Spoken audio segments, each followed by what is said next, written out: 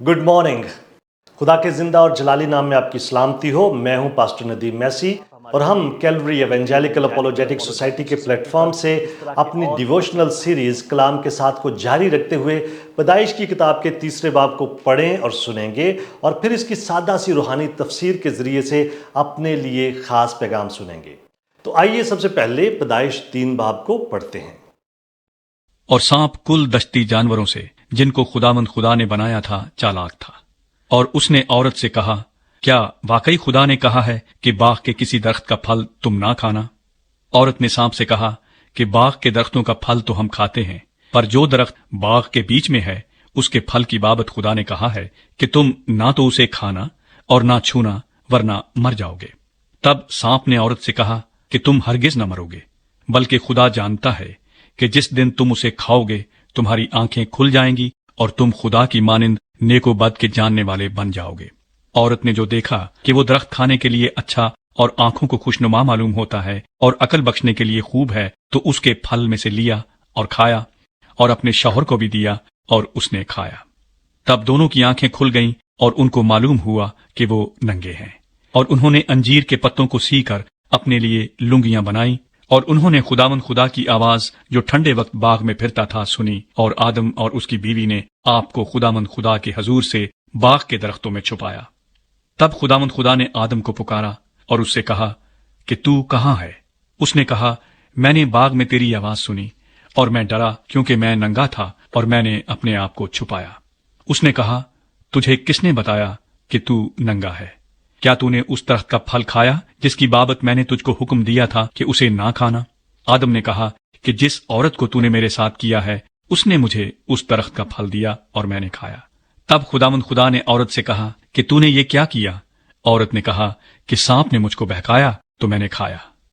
और खुदावंद खुदा ने सांप से कहा, इसलिए कि तूने ये किया, तू सब चौपायों और दश्ती जानवरों में मलाऊन ठहरा। तू अपने पेट के बल चलेगा और अपनी उम्र भर खाक चाटेगा। और मैं तेरे और औरत के दरमियान और तेरी नस्ल और औरत की नस्ल के दरमियान अदावत डालूंगा।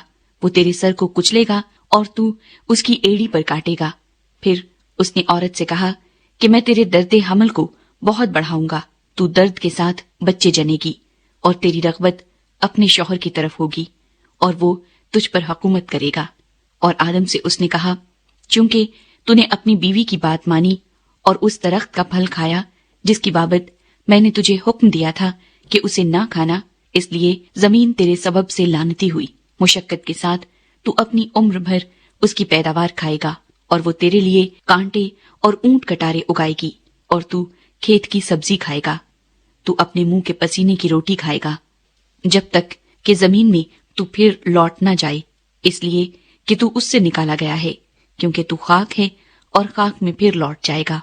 और आदम ने अपनी बीवी का नाम हव्वा रखा, इसलिए कि वो सब जिंदों की माँ है। और खुदावंद खुदा ने आदम और उसकी बीवी के वास्ते चमड़े के कुर्ते बनाकर उनको पहनाए। और खुदावंद खुदा ने कहा, देखो, इंसान नेको बद की पहचान में हम में से एक की मानिंद हो गया। अब कहीं ऐसा न हो कि वो अपना हाथ बढ़ाए और हयात के दरख्त से भी कुछ लेकर खाए और हमेशा जीता रहे। इसलिए खुदावंद खुदा ने उसको बागे अदन से बाहर कर दिया, ताकि वो उस जमीन की जिसमें से वो लिया गया था खेती करे। चुनांचे उसने आदम को निकाल दिया और बागे अदन के मशरक की तरफ करोबियों को और चौगिर्द घूमने वाली शोलाजन तलवार को रखा कि वो जिंदगी के दरख्त की राह की हिफाजत करें। पैदाइश 3 बाब की आउटलाइन कुछ इस तरह से है। 1 से 5 आयात सांप हवा को बहकाता है। 6 से 7 आयात आदम और हवा ने खुदा के हुक्म की खिलाफ वर्जी की और वो गुनाह में गिर गए। 8 से 13 आयात खुदा सजा सुनाता है। 14 आयत खुदा की तरफ से सांप को लानती ठहराया जाता है। 15 आयत मौदा फरजंद यानी खुदावंद यीशु मसीह के बारे में पेशनगोई की जाती है। 16 से 20 आयत इंसान की सजा। 21 आयत उनका पहला लिबास। 22 से 24 आयत आदम और हवा का बागे अदन से निकाला जाना। इस बाब के अंदर भी हमें 4 ही बहुत सारे अहम लेकिन सादा से पैगाम सीखने को मिलते हैं। नंबर 1, धोखाधड़ी की सरगोशी। اس مقام تک ہم صرف خدا کے کلام کو ہی سرگرم عمل دیکھتے ہیں اور اس کی بدولت سے ہم دیکھتے ہیں کہ تخلیق کا کام ہو رہا ہے، خدا کے احکامات صادر ہو رہے ہیں۔ لیکن یہاں پر ایک اور کلام منظر عام پر آتا ہے اور یہ ابلیس کا کام ہے جو کہ دھوکہ باز ہے۔ وہ مکاری سے بہکانے والا سانپ ہے، وہ جھوٹا اور قاتل ہے۔ وہ خدا کے کلام پر سوال اٹھاتا ہے اور اس کی بھلائی کو مشکوک قرار دیتا ہے۔ خدا نے آدم کو نیک و بد کے پہچان کے درخت کا پھل کھانے کے حوالے سے خبردار کیا تھا، لیکن ابلیس اس انتباہ کو، خدا کی طرف سے اس وارننگ کو وہ اگنور کرتا ہے، وہ اس کا سراسر انکار کرتا ہے۔ وہ خدا کی سچائی کے نعم البدل کے طور پر ایک جھوٹ کو پیش کرتا ہے۔ ہر ایک دور کے اندر ابلیس انسان کو بہکانے کے لیے یہ جھوٹ بولتا ہے کہ تم خدا کی مانند بن جاؤ گے، اور بے وقوف لوگ ابلیس سے دھوکہ کھانے کے باوجود اس کے بہت سارے جھوٹوں کا اعتبار کرتے رہتے ہیں۔ ہوا نے فریب کھا کر وہ پھل کھایا، لیکن آدم نے جانتے بوجھتے ہوئے اس پھل کو کھایا اور گناہ میں پڑا۔ ہم دیکھتے ہیں کہ آدم نے اپنی بیوی کی فرمائش کو پورا کرنے کے لیے اپنے تمام کے تمام اختیار کو داؤ پر لگا دیا۔ نمبر 2، محبت بھری پکار۔ ندامت، شرمندگی اور پشیمانی ہمیشہ ہی ہمارے اندر خوف پیدا کرتے ہیں، اور خوف ہمیں مجبور کرتا ہے کہ ہم کہیں بھاگ جائیں یا چھپ جائیں۔ عام حالات میں ہو سکتا ہے کہ آدم اور حوا خدا کی رفاقت کے لیے بھاگ کر جاتے ہوں گے، لیکن اب وہ گناہ میں گر چکے ہیں اور وہ خدا سے دور بھاگ رہے ہیں اور چھپ رہے ہیں۔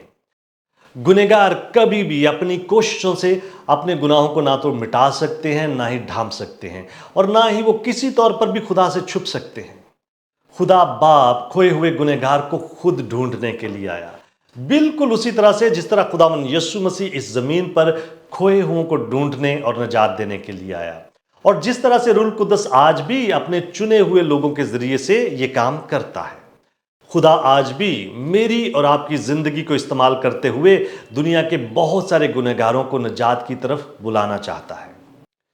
خدا ہماری زندگیوں میں کسی آزمائش کو آنے کی اجازت اس لیے دیتا ہے تاکہ وہ ہمیں کچھ سکھا سکے، ہمیں بہتر بنا سکے اور اس سے ہمارے لیے کوئی بھلائی پیدا کر سکے۔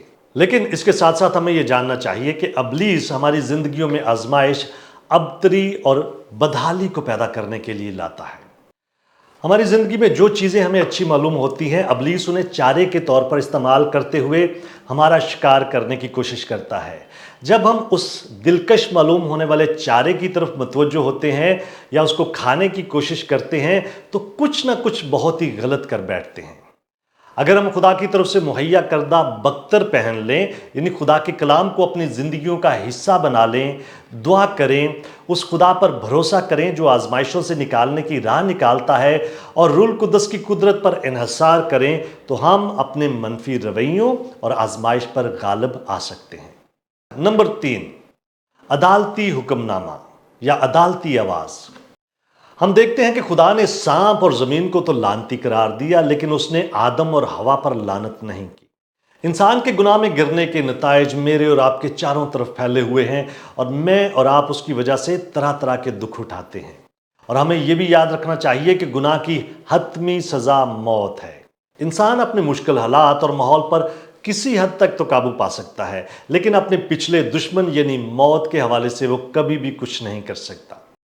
موت پر انسان کی فتح کا واحد ذریعہ خداوند یسوع مسیح پر ایمان لانا اور نجات پانا ہے۔ نمبر 4، پرفضل آواز۔ اس باب کی 15 آیت میں ہم دیکھتے ہیں کہ خدا نے ابلیس کے خلاف اعلان جنگ کیا، اور اسی آیت کے اندر اس نے نجات دہندہ کا وعدہ بھی کیا۔ شیطان مسیح کی ایڑی پر کاٹے گا، لیکن مسیح اس کا سر کچل دے گا اور اسے مکمل طور پر شکست دے گا۔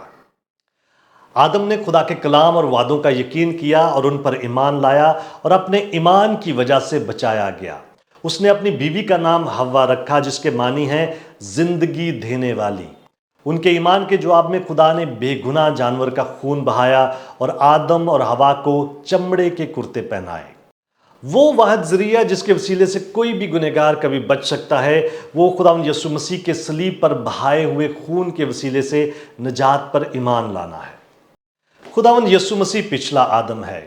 پہلے آدم کی نافرمانی نے ہمیں گناہ میں مبتلا کیا، لیکن پچھلے آدم کی فرمان برداری ہمارے لیے نجات لائی۔ पहला आदम गुनाह में गिरने के सबब से नाकामिल ठहरा और उसे बहिश्त में से निकाल दिया गया, लेकिन पिछला आदम यानी खुदावंद यीशु मसीह गुनहगार इंसानों को वापस बहिश्त में ले जाता है। खुदावंद यीशु मसीह ने सलीब पर लटके हुए डाकू से कहा कि तू आज ही मेरे साथ फरदौस में होगा। आदम में हम सब मरते हैं, लेकिन मसीह में हम सब अब्दी जिंदगी पाते हैं। तो मेरे अजीज़ पैदाइश की किताब के 3 बाब में से ये थे चंद सादा और बुनियादी निकात जो मैंने और आपने मिलकर सीखे। खुदा से मेरी इल्तिजा है कि वो हमें अक्ल, हिकमत और फहम बख्शे कि हम उसके कलाम को अपनी ज़िंदगियों में जगह दें और अपनी ज़िंदगियों को कलाम की रोशनी में बसर करें। मुझे उम्मीद है कि ये मुख्तसर सा डिवोशनल सेशन आपके लिए मददगार साबित हुआ होगा। बराए मेहरबानी इस मालूमात को दूसरों की मदद के लिए इस्तेमाल करें, और ऐसा आप इस वीडियो को अपने दोस्त अहबाब के साथ शेयर करके कर सकते हैं। और हमें अपनी दुआओं में याद रखिए। खुदावंद आपको बहुत ज़्यादा बरकत दे। शुक्रिया। खुदा हाफिज़।